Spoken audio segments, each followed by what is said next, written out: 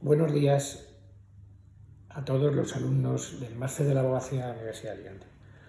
Vamos a continuar después de las sesiones grabadas por el profesor Magán respecto a la sentencia, las medidas cautelares, los recursos de apelación y casación. Vamos a empezar con la ejecución de las sentencias.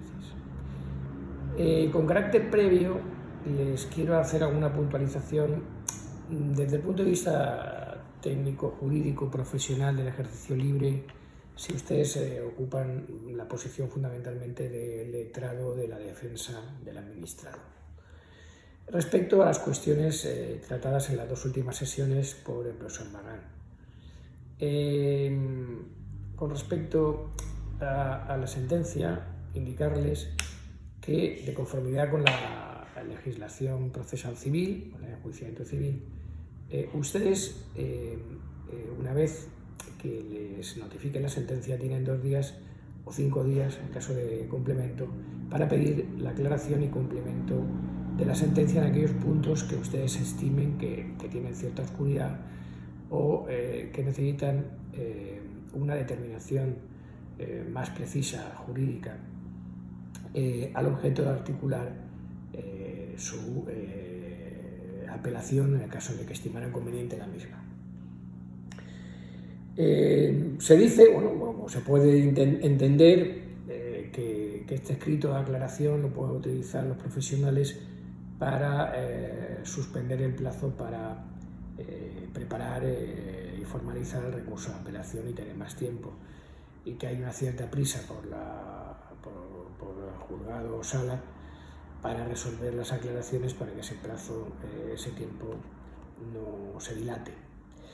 Bueno, cada uno puede utilizar la técnica como crea conveniente, dentro del respeto, como he dicho siempre, a todos y a todas las instituciones, a todas las personas que tienen el procedimiento, pero no es esa la finalidad de la aclaración y complemento, y no siempre se hace así, Es decir, a veces sí que se precisa determinar conceptos, porque entiende el letrado que hay conceptos que no han quedado suficientemente explicados o determinados en la sentencia, o porque hay cosas que no se han definido en la sentencia, ¿vale? En este aspecto, recientemente estuvimos en las clases que se están dando por la plataforma, explicamos un caso en cuanto a la responsabilidad del concesionario, de la administración respecto a los actos de los concesionarios. Y les dije que estábamos esperando una sentencia. Bueno, pues la sentencia vino antes de ayer y parece ser que excluye de responsabilidad de administración pública en los actos de ejecución de la obra de urbanización que realice el agente público urbanizador, y deriva la responsabilidad posible que pudiera tener el agente público urbanizador a la jurisdicción civil. Bueno, pues necesita aclaración y complemento. ¿Por qué? Porque estamos delegando una función pública, y esta función pública que delega la administración pública para este letrado no le exime de responsabilidad, y todas las actuaciones que en ejecución de la obra pública para hacer ciudad realice el agente público urbanizador que ocasione un daño a los particulares deben ser resarcidas por el agente público urbanizador, pero indudablemente, no cabe ninguna duda que la administración es responsable solidaria.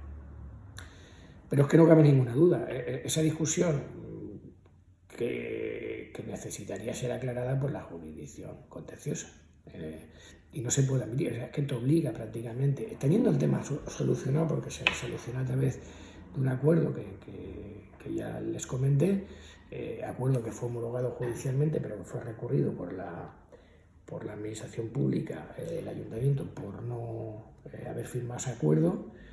La sala revocó la homologación del acuerdo porque el ayuntamiento no lo había firmado, pero eso no le exime de responsabilidad solidaria de las actuaciones del agente público urbanizador. Por tanto, hay veces que es necesaria la aclaración y el complemento para determinar bien el recurso de apelación. Por otro lado, con lo cual se puede utilizar el escrito de aclaración y complemento de sentencia en 2 y 5 días. Y tengan en cuenta siempre el día de gracia. Otra cuestión que quería yo abordar en cuanto a las medidas cautelares que comentó el profesor Magán es que las medidas cautelares, usted puede pedir, por ejemplo, la suspensión del acto administrativo, sabe que los actos administrativos son ejecutivos, salvo que causan un perjuicio irreparable, no hay motivación para la suspensión, o un grave daño, su ejecución, perjuicio de imposible o difícil reparación, dice la ley, pues usted puede pedir la medida cautelar de suspensión, que tiene que basarse fundamentalmente, es una pieza separada, un incidente, y se tiene que basar en el periculum in mora, que no existe peligro en la demora de la ejecución del acto administrativo, y tiene que ustedes fundamentarlo, y el fumus boni juris, que es la apariencia de buen derecho, o sea, que aparentemente el derecho que ustedes están defendiendo tenga visos de bondad y de buena fe, de buen derecho, de que se ajusta a la legalidad su pretensión, ¿vale? Normalmente, cuando se trata de cuestiones económicas, de sanciones o de imposiciones tributarias, se suspenderá prácticamente casi siempre, en el 100% de los casos, pero se les pedirá una garantía, el famoso sol de repete llevado a la jurisdicción contenciosa, es decir, no en pago, pero sí en garantía. Ustedes garantizarán a través de un afianzamiento o las medidas propias que nuestro derecho establece. Otra cuestión que quería yo apuntarles, pueden pedir ustedes medidas cautelares del tipo que ustedes consideren conveniente, por ejemplo, la anotación de la demanda, para que terceros estén enterados. Anotación de la demanda, por ejemplo, el registro de propiedad, en el caso de que se afectara a una propiedad inmueble o cualquiera que fuera admitida en derecho. Respecto a la apelación, sí quería yo apuntarles también que el recurso de apelación que se dirige normalmente a la sala, si es una apelación de juzgador o contencioso, normalmente se dirige a la sala. Si ustedes no interponen el recurso de apelación en el plazo señalado, ustedes sí que podrían presentar una adhesión al recurso de apelación si la contraparte interpone el recurso de apelación. Una sentencia puede ser apelada por las dos partes, sí, puede ser apelada por las dos partes, se dan muchos casos porque se ha estimado parcialmente, no se ha estimado en su totalidad, pero usted puede considerar, por ejemplo, como demandantes que no apelan y que se conforman con la sentencia, pero ver que la administración apela a la sentencia porque en la parte de la condena pues muestra su disconformidad. Entonces, cuando ustedes reciben la apelación de la administración pública, en el plazo, como les digo, que tienen para formalizar la contestación o la oposición a la apelación, ustedes pueden adherirse a la apelación. ¿Eso qué quiere decir? Pueden ustedes plantear un recurso de apelación y una oposición al mismo tiempo a la apelación interpuesta por la administración pública. Y respecto al recurso de casación, una puntualización. La última reforma habla del interés casacional. Este interés casacional ha hecho que prácticamente sea imposible la admisión del recurso de apelación. Se admiten muchísimos, un porcentaje exagerado. Para mí, la crítica que le hago es que eso se ha hecho para evitar el colapso del Supremo, por lo menos quitarse el procedimiento ante el Supremo, pero realmente lo que se ha convertido es en un ejercicio arbitrario de la decisión de la admisión o inadmisión de los recursos de casación. O sea, yo he visto inadmisiones que no he entendido por qué, o sea, por muchísimas, porque son cuestiones que pueden tener interés casacional perfectamente, pero lo que para mí tiene interés casacional o para un grupo de gente pues, tiene interés casacional, para otros no tiene interés casacional, y convierte las decisiones en absolutamente arbitrarias. Por tanto, entiendo que lo que hemos hecho es y vaciar de contenido realmente la propia esencia del recurso de apelación. Por otro lado, he visto a veces admisiones de recursos de apelación que tampoco he entendido. Es decir, bueno, pues se ha convertido en algo arbitrario, como no deja de ser el recurso de amparo, o este tipo de recursos. Es decir, unos se admiten, otros no. A mí no me digan por qué se admiten y por qué no se admiten, yo creo que nadie puede saberlo. Es decir, unos se admiten y otros no se admiten. ¿Y eso qué es? Pues arbitrariedad. Bien. Cuando hablamos de cosas indeterminadas, de conceptos jurídicos indeterminados, como puede ser el interés casacional, ¿qué tiene interés casacional? Pues si alguien lo sabe, que lo diga. Yo personalmente al final lo único que sé es que antes se llegaba a la casación al Tribunal Supremo y teníamos una oportunidad de que fueran revisadas las resoluciones que considerábamos no ajustadas a derecho o por lo menos no acertadas, y ahora prácticamente eso es imposible. Con lo cual se convierten los TSJ realmente en Tribunal Supremo de cada comunidad autónoma. Dicho esto, que quería puntualizar, pasaremos a la ejecución de las sentencias. Les he explicado que uno puede formalizar una demanda, entender que tiene razón. Les he dicho, y que no es difícil realmente ese trabajo, les he dicho que cuando ustedes analicen un caso que les llega a su despacho, lo primero que tienen que hacer es visualizar la razonabilidad jurídica de la pretensión de su cliente, y si no tiene razón o si su razonabilidad jurídica es muy escasa o no existe, decírselo. Es decir, no interpongan o no lleven procedimientos judiciales por llevarlos. Les he dicho que de ordinario intenten encontrar una solución amistosa. Les he dicho que en la jurisdicción civil es más fácil encontrar una solución amistosa, que yo brindo siempre esa oportunidad, y lo que sería deseable evitar el conflicto judicial, porque un conflicto judicial todos pierden, todas partes pierden, no se dejan algo en el camino, y en una solución amistosa al final todos ganan, porque cuando uno llega a un acuerdo, pues todo el mundo pues ha llegado a un acuerdo que le ha satisfecho, ¿no? Bien, en la administración, que también, ahora veremos, en la administración, en el contencioso también hay una oportunidad de llegar a acuerdos. Es muy complicado porque les he dicho que la posición de la administración pública en un procedimiento contencioso administrativo no es de equilibrio entre las partes. Quien diga que es una posición equilibrada, pues no dice la verdad. No dice la verdad. ¿Por qué lo dice? Pues cada uno tendrá su razonamiento o su interés para decir una cosa de otra. Pero la verdad objetiva es que en un contencioso administrativo el particular administrador no lucha o no defiende su derecho en condiciones de igualdad con la administración pública, que tiene muchísimos privilegios, muchísimos. Y después tiene la apariencia esa de veracidad, la presunción de veracidad, la apariencia de que defiende el interés público, y a veces, se lo he dicho, a veces bajo la defensa del interés público lo que se está haciendo es vulnerando los derechos fundamentales de las personas y los administrados. Yo estoy seriamente preocupado, muy preocupado, más que nada porque piensen ustedes que nosotros somos personas educadas en el derecho y con valores de justicia realmente. Si amamos nuestra profesión y la ejercemos con la pasión que se requiere a todo profesional,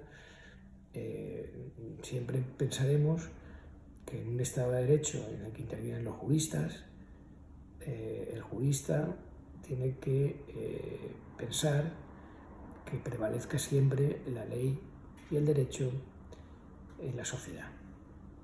Y una sociedad en la que la ley es lo más importante y todos tienen que respetar la ley y el derecho, es la única que hace libres a las personas y garantiza los derechos fundamentales de las personas, que es lo más importante.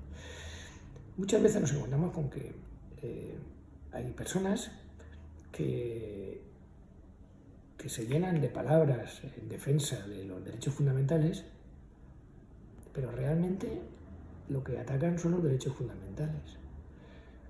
Y no hace falta gritar libertad vaciando de contenido realmente el concepto de libertad. Eso no. Gritar libertad no es defender la libertad. O sea, defender la libertad se defiende con hechos, con actos y con respeto. Es decir, con respeto a las personas, con respeto a las partes. Siempre les he dicho que lo que ustedes en el ejercicio de la profesión no debe perderse el respeto. Y el respeto a todos, a la contraparte, a los profesionales, compañeros que tenemos enfrente, a la magistratura, a la judicatura. Nosotros podemos ser críticos con las sentencias o con las resoluciones judiciales, pero críticos en derecho. Críticos en derecho y siempre respetuosos. Y también tenemos que aceptar las críticas. Es decir, si alguien en derecho nos critica, pues se acepta la crítica y discrepamos. Bueno, vamos a resolverlo. Lo mismo en un debate jurídico, que se están estableciendo conceptos y se buscan soluciones en derecho que sean justas. Lo mismo nuestro razonamiento convence. Pues de eso se trata. De eso se trata. Y eso me lleva a decirles que en ejecución de las sentencias, que podemos obtener una sentencia favorable, que se nos estime nuestra demanda, nuestro trabajo, pero que ejecutar una sentencia se convierte en algo imposible. Es decir, que de todo esto, este proceso que hemos estado hablando del contencioso administrativo, para mí lo realmente difícil es ejecutar sentencias. Ahora se habla mucho de la mediación y de la mediación también en el contencioso administrativo. Se están haciendo planes pilotos. Yo soy ya en algún procedimiento que lleva 24 años desde que se inició el procedimiento, nos han invitado en ejecución de sentencia en la fase final ya a una mediación con la administración pública. Vamos a ver cómo derrota esa mediación. Me parece adecuado. O sea, les he dicho, si yo estoy a favor de la conciliación y de los acuerdos, me parece adecuado. La administración debería evitar los conflictos judiciales, que esa mediación se hiciera dentro de la fase administrativa para evitar el conflicto.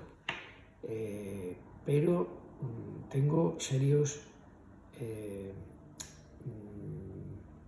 una seria convicción de que esto puede ser que no lleve a buen puerto por la desconsideración o la consideración que hace parte de la administración pública actual, no sé por qué, no la administración pública de nuestra primera etapa democrática del Estado de Derecho de la Constitución 78, esos años 80, incluso 90, por lo menos los primeros 5 años de los 90, 80 fue magnífica, en la cual había una vocación de servicio y una vocación de defensa del administrado, ¿no? Hoy les he dicho que yo no noto eso. Yo en mi ejercicio profesional diario noto que la administración considera que lo que hace siempre está bien y que está por encima del derecho del administrado. Y lo veo todos los días, ¿no? Entonces, si la administración se pone en esa posición de igualdad y su mentalidad es cumplir con los principios de buena fe y confianza legítima que le obligan en las relaciones jurídicas con los particulares, con los administrados, y piensa realmente que lo realmente importante es el administrado y que está para servir a la sociedad, y para cumplir el derecho y ajustarse a la ley, entonces puede ser que la mediación vaya adelante. Si no es así, va a ser muy complicado que mediante, porque ejecutar las sentencias, ya les digo, está siendo muy complicado. Y yo tengo innumerables ejemplos.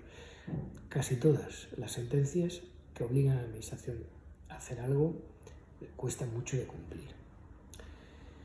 El artículo 103 de la Ley de Jurisdicción Contenciosa Administrativa dice que la potestad para hacer ejecutar las sentencias y las demás resoluciones judiciales corresponde exclusivamente a los juzgados de tribunales del orden jurisdiccional contencioso administrativo en esta jurisdicción, y su ejercicio compete al órgano judicial que hubiese conocido el asunto en primera o en única instancia. ¿Eso qué quiere decir?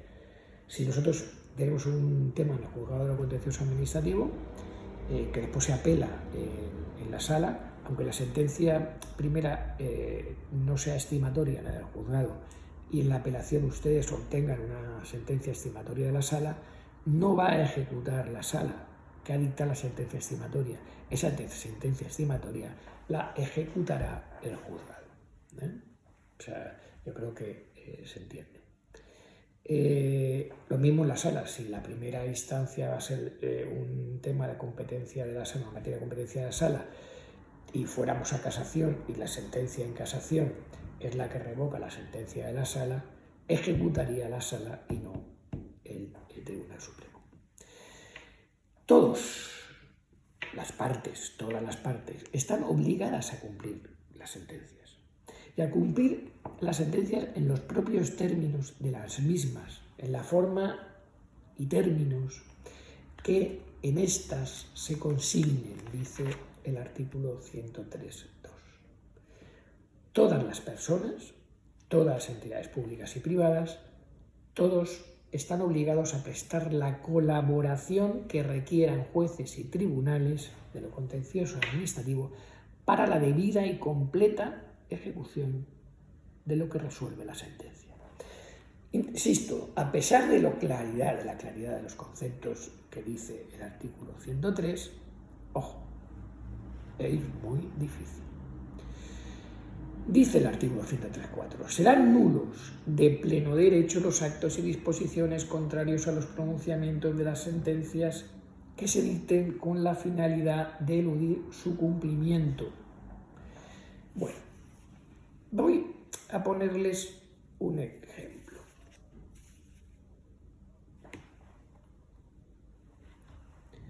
Miren, en un caso concreto se recurrió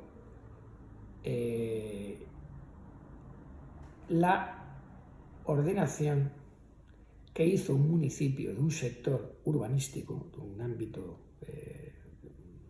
de suelo urbanizable, en el caso era suelo urbanizable en ejecución, ya tenía el programa aprobado y adjudicado, en el cual el municipio, al aprobar el plan general, que lo aprueba la Administración Autonómica, pero lo aprueba primero provisionalmente el municipio y lo tramita para la aprobación y lo remite para la aprobación efectiva autonómica,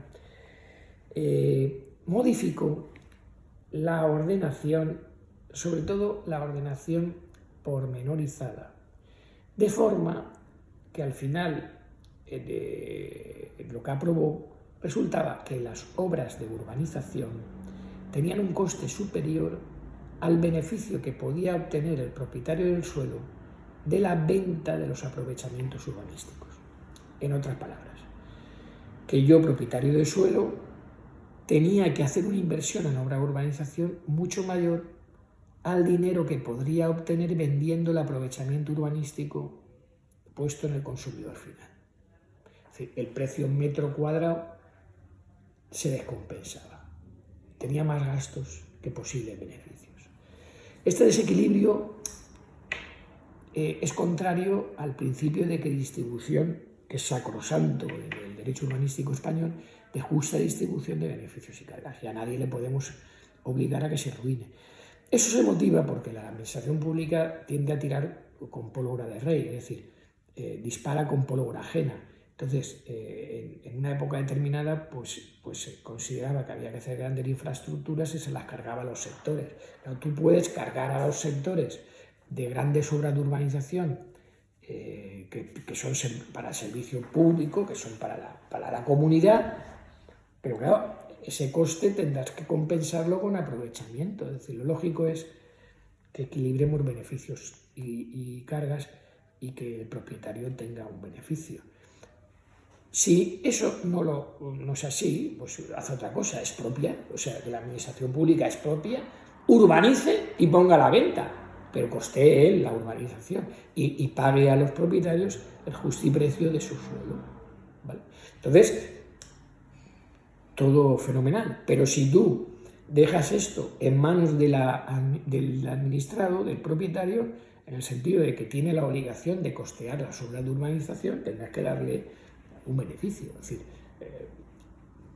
algo tendrás que darle, porque de lo contrario lo que están haciendo es una labor realmente confiscatoria del patrimonio de los ciudadanos.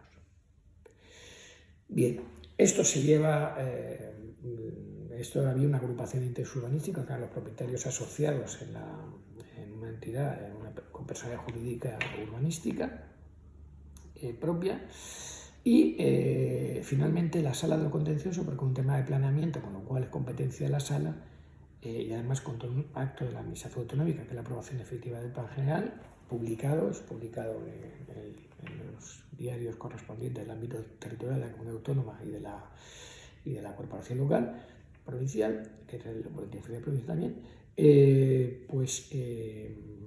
se recurre, la sala dicta una sentencia en la cual declara nulo de pleno derecho la ordenación pormenorizada de ese sector.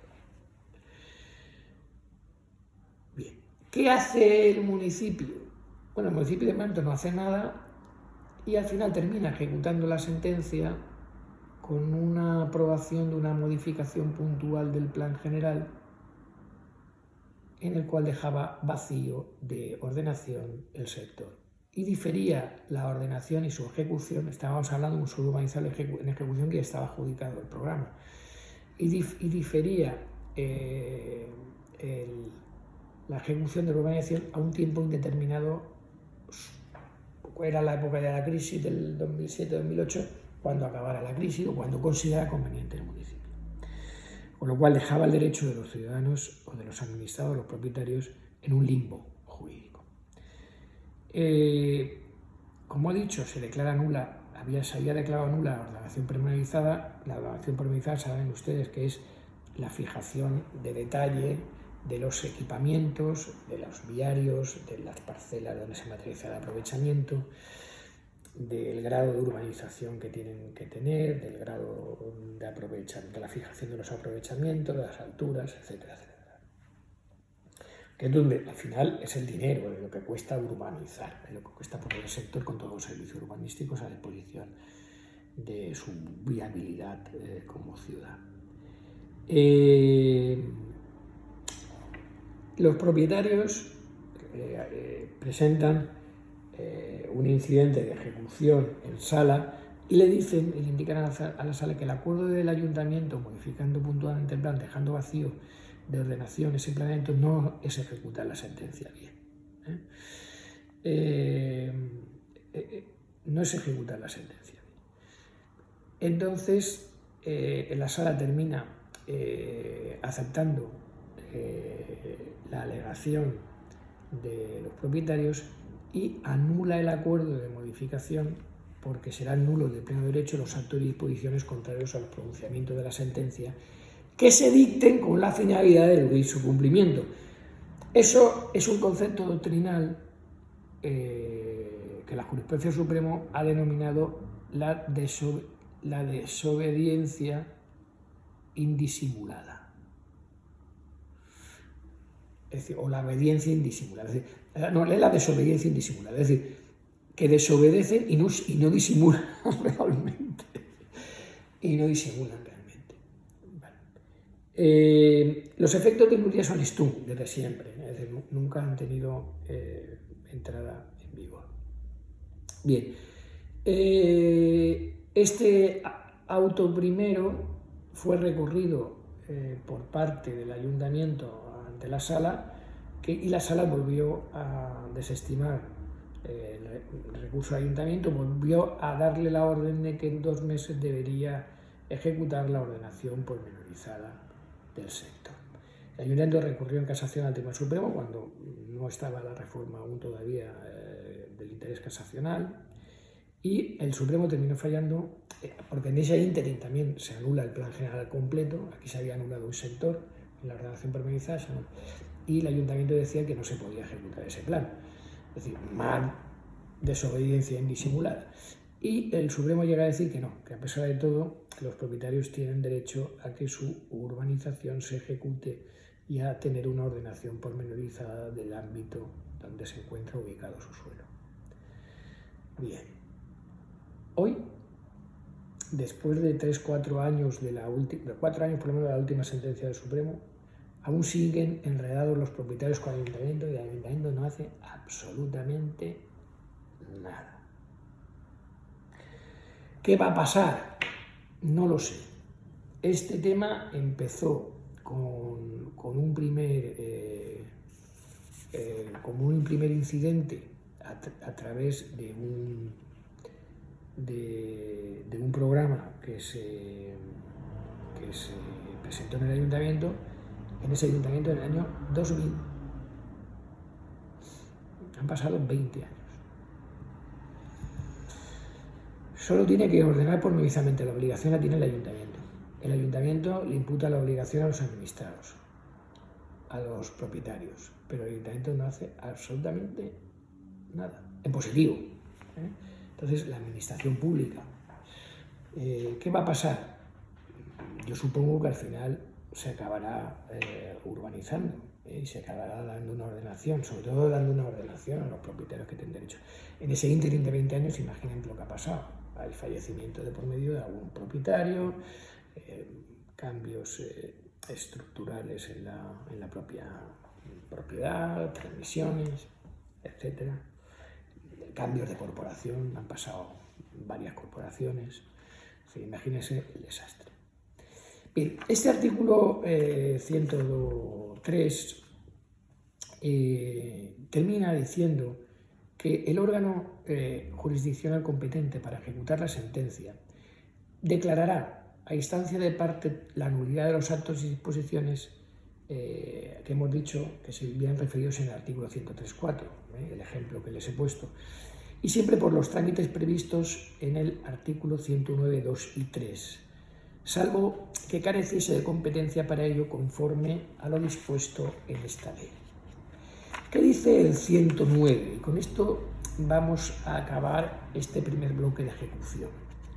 Dice: la administración pública y las demás partes procesales y personas que estén afectadas por el fallo, mientras que no conste en autos la total ejecución de la sentencia, pueden promover incidente para decidir, sin contrariar el sentido del fallo, cuántas cuestiones se planteen en la ejecución.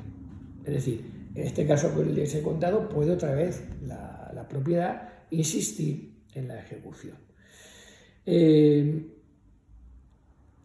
Y especialmente las cuestiones que se van a suscitar son el órgano administrativo que se debe responsabilizar de realizar las actuaciones. El próximo escrito de estos propietarios debería estar en ese sentido.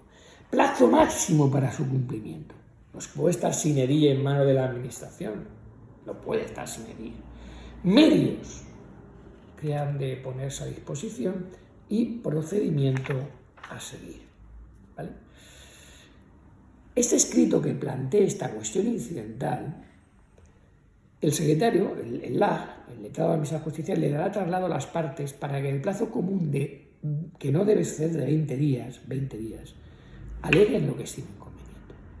Es decir, el escrito de los propietarios, el LAC se lo da al ayuntamiento para que diga lo que estime conveniente en el plazo de 20 días. En este ayuntamiento, ¿qué va a decir? Va a decir que él está cumpliendo con todo y que son los propietarios los que no cumplen. Lo está diciendo constantemente. Pero oiga, si lo que tiene que hacer es usted cumplir, no yo. O sea, cumpla, haga la ordenación pormenorizada que quiera, pero que no sea arbitraria, que cumpla el principio de distribución como le dijo la sentencia. Punto. Hágalo usted. Pero usted me dice a mí que usted no tiene medios, ni personales, ni económicos, y que lo haga yo. Y cuando lo hago yo, porque usted me lo pide, me empieza a poner problemas artificiales, problemas que no existen. Yo le recurro y usted no me resuelve los recursos. Y me encadena aquí en un enredo de laberíntico de problemas que no son reales. Hágalo usted, apruébelo usted, y yo, si quiero, lo impugnaré, y si no, pues si lo veo que no se ajusta a derecho, y si no, y si usted se ajusta a derecho, pues perfecto, hágalo. No lo hace. Una vez que se evacúe el traslado y transcurra el plazo, el juez o tribunal dicta un acto en el plazo de 10 días y decide la cuestión planteada.